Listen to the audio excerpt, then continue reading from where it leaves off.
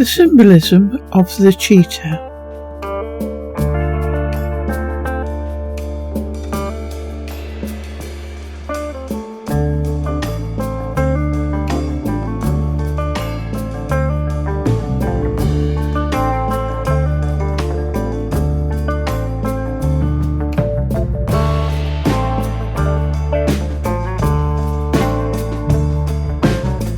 The cheetah is the fastest land animal on Earth, capable of running at 80 to 98 kilometers per hour, 50 to 61 miles per hour.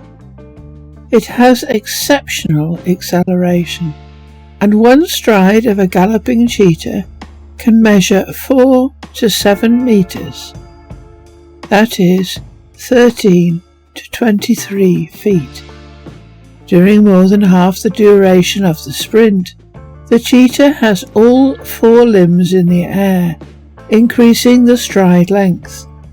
Indeed, cheetahs have a striking morphological resemblance to the greyhound. The cheetah is active during the day, with peaks during dawn and dusk. It feeds on small to medium-sized prey, mostly weighing under 40 kilograms or 88 pounds. It prefers medium-sized ungulates such as impala, springbok and Thompson's gazelles. The cheetah typically stalks its prey for 60 to 100 meters, 200 to 330 feet, before charging towards it. It then trips it during the chase and bites its throat to suffocate it to death. The chin, throat and underparts of the legs and the belly are white and devoid of markings, but the rest of the body is covered with around 2,000 evenly spaced, oval or round solid black spots, and the pattern of those spots is different on every animal.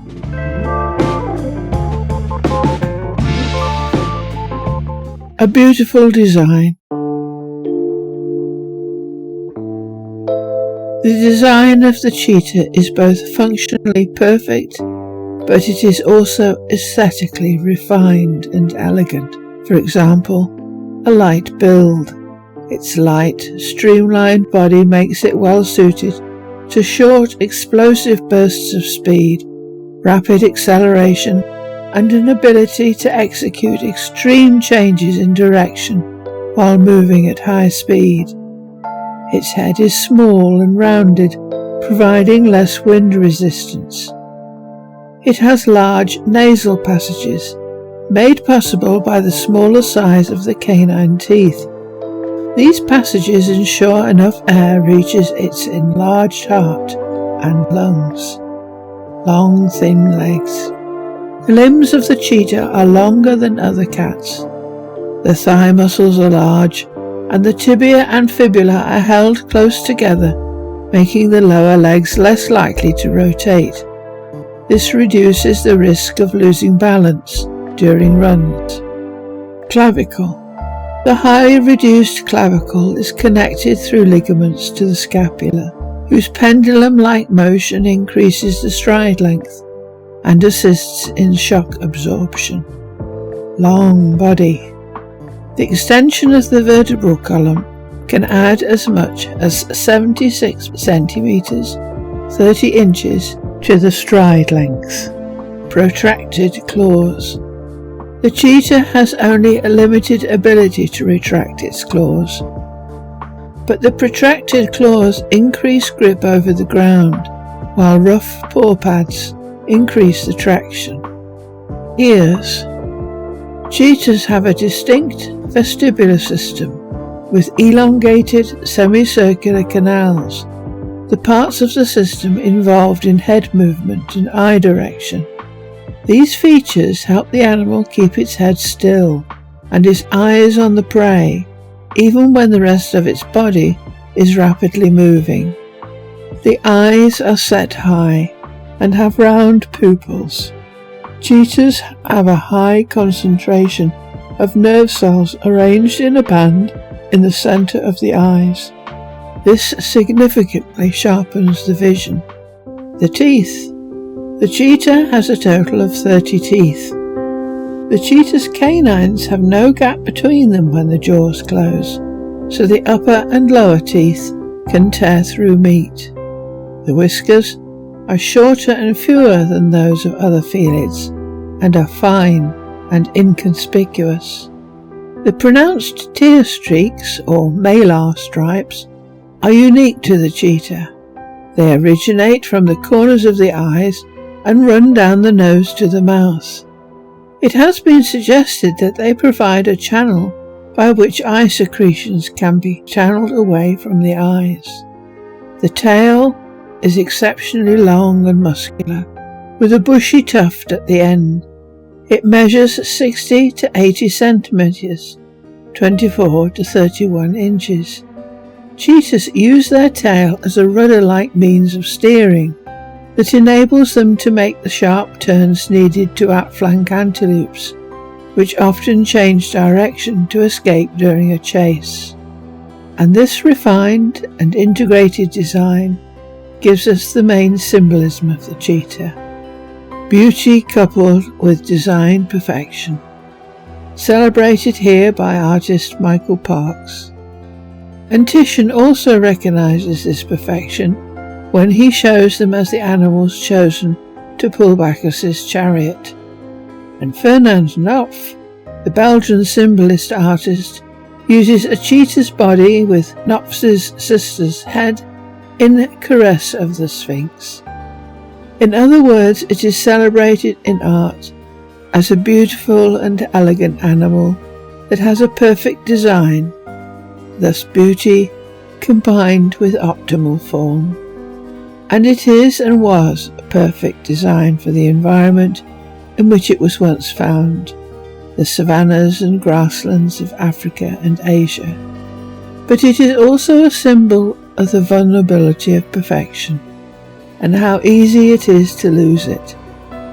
And to understand this, we must look at man's impact on the cheetah.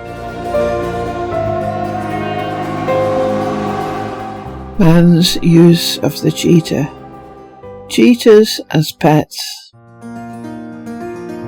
Generally, cheetahs do not hurt humans, although under stress this can change. On February the 13th, 2007, for example, at the Almensa Zoo in northern Belgium, Karen Ertz, aged 37, was killed by cheetahs in their enclosure. An animal that can kill a human is normally not considered as a potential pet. Nevertheless, cheetahs are. Cheetahs have often become the companions of the rich and high profile. They have become an accessory of the wealthy and powerful. Phyllis Gordon, the American actress, was once photographed walking a pet cheetah on a London shopping street. And when a club owner gave Josephine Baker a pet cheetah, Baker was delighted. The cheetah travelled the world with her, always riding in her car. But you will say that was in the 1930s. But no, cheetahs are still being traded, often illegally, as pets for the powerful and wealthy. Even though it is now illegal to keep them as pets in the US and many other countries, and they gaze wistfully out of the luxury cars they are seen in, a lonely symbol of wealth. Cubs are taken from their mothers and sold via the internet. But in the wild, female cheetahs only ever associate with their cubs, which stay with them for over a year. A cub alone will pine for its mother and siblings. Furthermore, all pets remain with their owners until they die, meaning the animal has left the gene pool and will never breed. Cheetahs in the wild are actually an affectionate pack animal, with quite large groups of males forming close social bonds. Cheetahs kept as pets become bored, unhappy, and often prone to disease and illness. Around a quarter die within a year.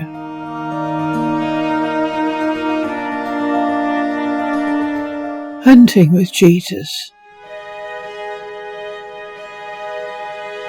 Cheetahs were once extensively used in hunting, but this was a sport for the wealthy, not subsistence hunting. The Egyptians were using cheetahs to hunt game by 1550 BC. They captured adults that already knew how to hunt. Then, during the hunt, the cheetahs were kept blindfolded until the prey had been flushed out. The cats were then used to run it down. But veneration for cheetahs goes back much further.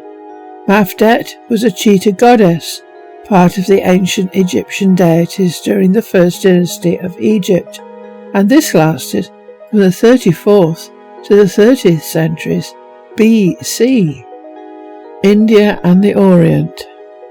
The practice of using cheetahs for hunting was well established in Islamic culture, and this hunting method was used in Persia and India.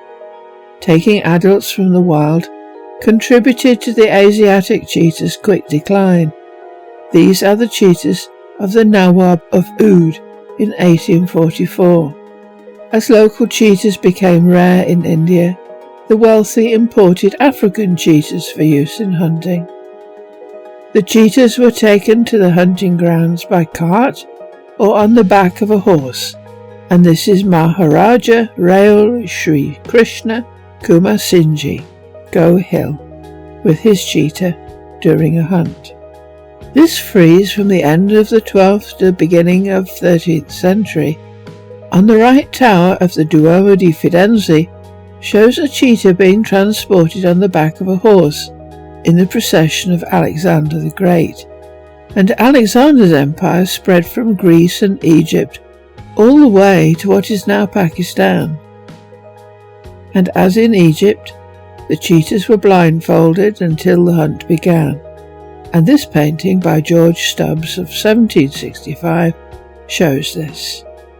Akbar the Great, 1542 to 1605, was a Mughal emperor, and this map shows the extent of the empire across the north of the Indian continent. He was said to be the first to keep hunting cheetahs in India. He supposedly had 1,000 cheetahs at one time and 9,000 over the course of his reign, but these numbers may be an exaggeration. Russia, Mongolia, Azerbaijan, Armenia, and Georgia.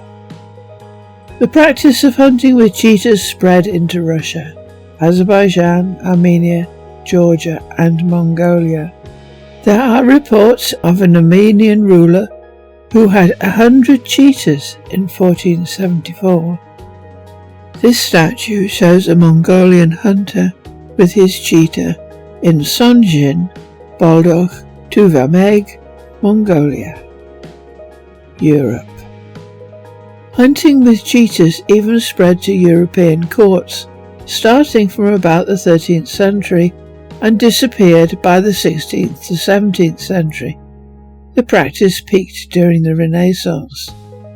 But Northern Europe already used greyhounds and lurchers for hunting. As such, cheetahs were unnecessary and expensive, and after a brief period when races between greyhounds and cheetahs became fashionable, although cheetahs always won, lurchers and greyhounds took over, and the now illegal practice of hare coursing replaced it, and still continues.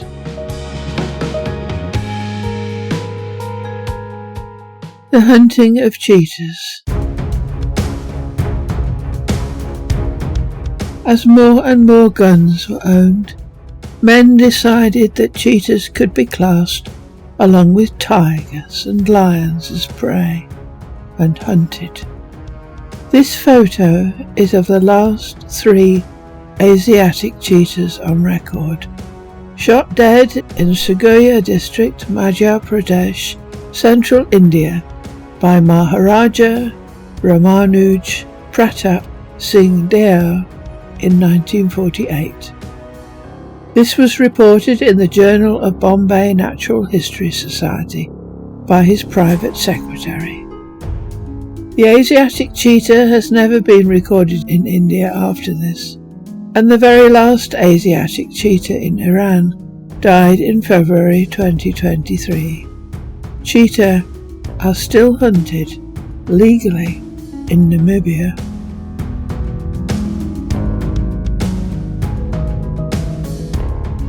Cheetahs in zoos, menageries and diplomatic gifts. Cheetahs have also been captured to be placed in zoos or menageries and given as diplomatic gifts.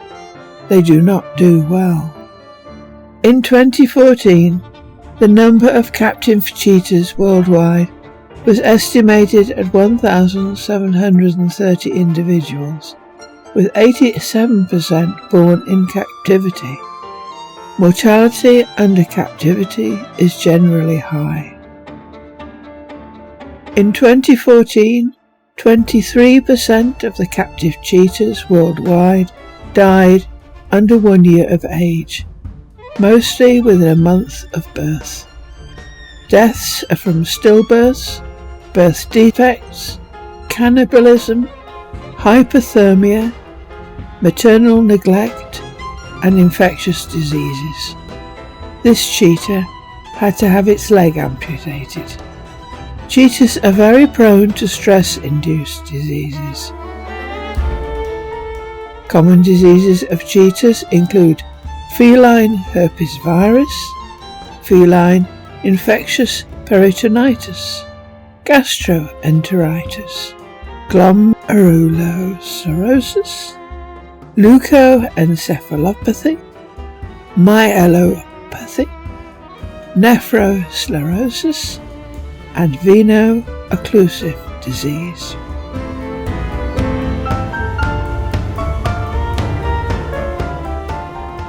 What has man done?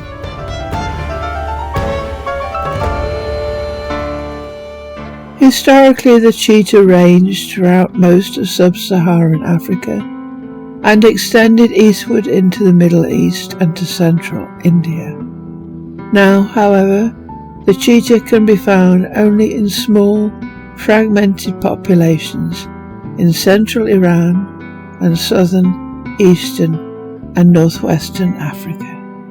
The International Union for Conservation of Nature's IUCN Red List of Threatened Species in 2021 listed the cheetah as vulnerable.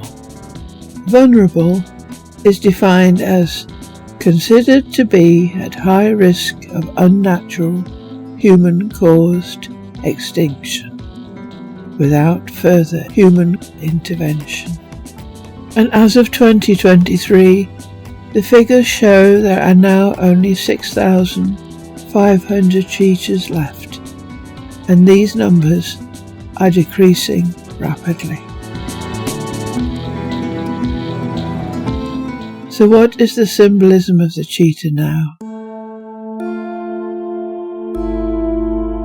The cheetah may, within our lifetime, become yet another animal that becomes extinct, despite its near-perfect design, and it has become a symbol of not just all the animals who met the same fate, but every human civilization that reached a point where it was attacked by the forces of destruction. The Greek civilization, Peruvian civilization at Machu Picchu, Mexican civilization at Tenochtitlan, the Neolithic ring of Brodkar in the Orkneys, the crumbling Hindu-Buddhist temples of Angkor Wat, the pre-Neolithic ruins of Göbekli Tepe of Sankofa in Turkey, the ruins of Dunkeld Cathedral in Scotland, painted in 1850 by David Roberts. Every culture that thinks it has reached a high point is attacked by a culture powerful enough to destroy it, but without the sophistication or the knowledge to replace it.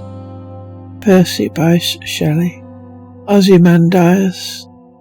I met a traveller from an antique land, who said, 2 vast and trunkless legs of stone stand in the desert. Near them on the sand, half sunk, a shattered visage lies, whose frown and wrinkled lip and sneer of cold command tell that its sculptor well those passions read which yet survived. Stamped on these lifeless things the hand that mocked them and the heart that fed. And on the pedestal these words appear, my name is Ozymandias, King of Kings. Look on my works, ye mighty, and despair. Nothing beside remains. Round the decay of that colossal wreck, boundless and bare, the lone and level sands stretch far away.